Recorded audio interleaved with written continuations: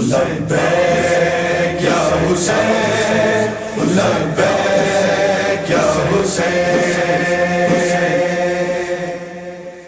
اعوذ باللہ من الشیطان اللعین الرجیم. بسم اللہ الرحمن الرحیم.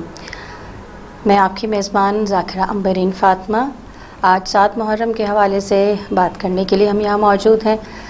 کربلا کی ابتدا پروردگار عالم نے اس جہان میں کچھ اس طرح سے تمام انبیاء کو دکھائی اور کربلا کا تعارف کچھ اس طرح تمام انبیاء کو کرایا کہ ہر نبی کے دور میں کربلا کا تعارف کروایا گیا ہے.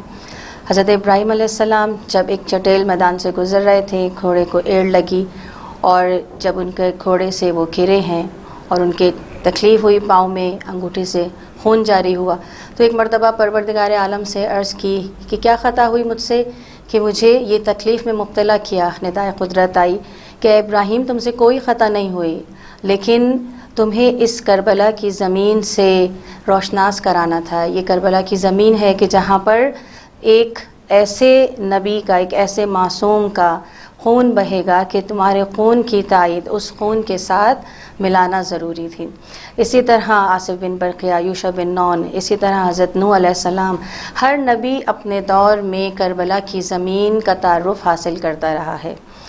کہ ایک مرتبہ جنگ صفین سے واپسی پہ امیر المومنین حضرت علی علیہ السلام بھی کربلا کی زمین پر رکے، اور جب رکے تو ایک مٹی کا تکیہ بنایا اور بنا کر کچھ دیر کے لیے وہاں پر محو استراحت ہو گئے. جب محو استراحت ہوئے تو ایک لشکر میں سے شخص قریب آیا اور چاہتا تھا کہ امام کے خدمت کرے، امام کے پاؤں کو دبانے لگے. اسے روک دیا. مولا نے اس کی خدمت لینا پسند نہیں کی. جب اصرار کرنے لگا تب بھی مولا خاموش ہیں. کہ جناب امام حسن علیہ السلام، امام حسین علیہ السلام مولا کے قریب آئے. ان دونوں نے بھی سوال کیا لیکن مولا کچھ بولتے نہیں، خاموش ہیں. وقت گزرتا رہا. وہ شخص ساتھ تھا اور ہمیشہ یہ پوچھتا تھا کہ کیا وجہ تھی کہ امیر المومنین نے اس وقت میری خدمت نہیں لی. اور جب امام حسن علیہ السلام اور امام حسین علیہ السلام نے پوچھا تھا اپنے بابا سے، تو بس یہ کہا تھا کہ جو درخت ہے، جس درخت کے نیچے میں محو استراحت ہوں، اس درخت کو غور سے دیکھ لو. لیکن مکمل جواب نہیں دیا تھا. وقت گزرتا رہا اور وہ وقت آیا کہ جب کربلا میں عصر عاشور وہ آوازیں بلند ہوئیں کہ جن آوازوں سے نالہ و شیون بلند ہوا. وہ کیا آواز تھی کہ امام حسین کو، یعنی حسین کو گھیر کر مار دو.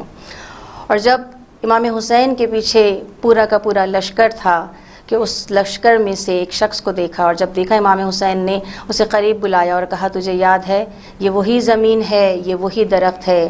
اس وقت میرے بابا نے جواب نہیں دیا تھا، اس سوال کا جواب آج یہاں پر نظر آتا ہے کہ تو میرے ہی خون کا پیاسا ہے. آج ہم 7 محرم پہ بات کر رہے ہیں.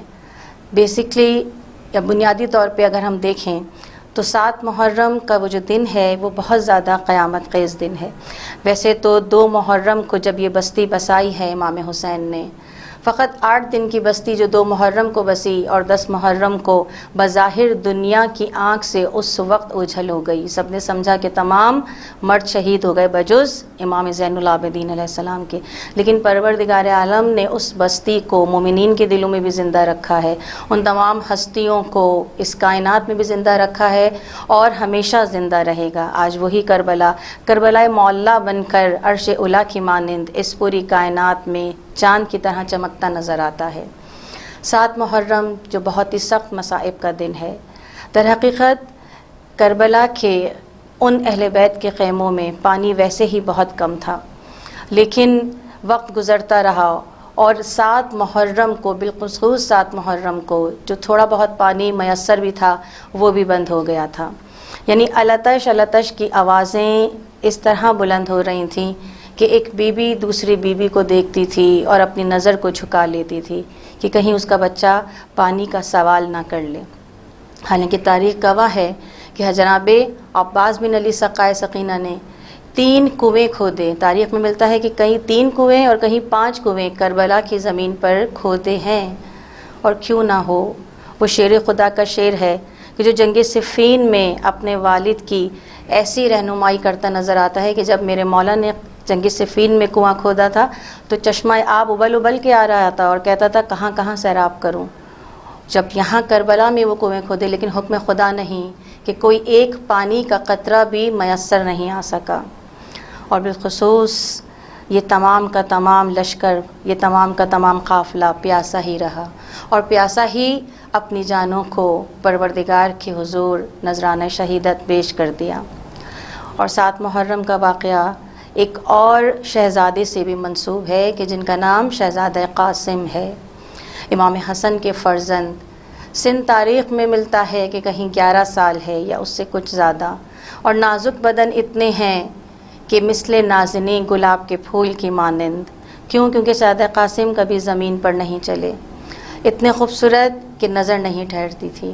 لیکن جمع مردی کا یہ عالم کہ جب پوچھا گیا امام حسین علیہ السلام نے کہ بیٹے موت تمہارے نزدیک کیا ہے، شہادت تمہارے نزدیک کیا ہے، شہزادہ قاسم کہتے ہیں کہ امو جان شہادت میرے نزدیک ایک بالکل مثل شیری شہد کی طرح ہے، میں آپ پر اپنی جان قربان کرنا پسند کروں گا۔ اور یہی وجہ تھی کہ جناب ام فروہ نے شہزادہ قاسم کی تربیت ایسے کی بعد امام حسن کہ یہ بتاتی رہیں، یہ سمجھاتی رہیں کہ ایک وقت آئے گا جب تم کو اپنے چچا پہ جان قربان کرنی ہے۔ اور جب وہ وقت آیا کہ جناب قاسم کو اجازت نہیں مل رہی تھی، ایک مرتبہ اپنے بازو کو دیکھا، اپنے بابا کی وصیت یاد آئی کہ جب میرے بابا اس دنیا سے جا رہے تھے تو میرے بازو پہ ایک تعویذ باندھ دیا تھا۔ اس تعویذ کو کھولا، اپنے چچا کے پاس لے کر گئے ہیں، زبان سے کچھ نہ کہا، بس تعویذ سامنے رکھ دیا۔ امام حسین سمجھ گئے کہ وقت آ گیا ہے کہ جب میرا یہ بھتیجا میرے بھائی کی نشانی اب ہماری نظروں سے اوجھل ہو جائے گا، بس اجازت دی ہے۔ اور اس طرح سے شہزادہ قاسم نے اجازت کو پا کر خوشی کا اظہار کیا کہ چہرہ مثل چاند کے چمکنے لگا ہے۔ پٹکا باندھا، امامہ پہنایا اور تلوار کو حمائل کیے یہ شہزادہ اس شان سے چلا ہے۔ اور جب چلا ہے کربلا کے بن میں تو ہم کہتے ہیں نا کہ ایک زندہ لاشا جو پامال ہوا، مومنات بڑا سخت مصائب کا جملہ ہے یہ۔ اور جب آپ یہ جملہ سنیں اور آپ کی نگاہ میں آنسو آئے تو خدا کے حضور دعا کیجئے گا کہ شہزادہ قاسم کے صدقے میں کہ جو اپنی اولاد کے لیے جیسی حاجت رکھتے ہیں وہ اولاد ان حاجتوں کو قبول کرے پروردگار عالم، اولاد کی ان حاجتوں کو قبول کرے۔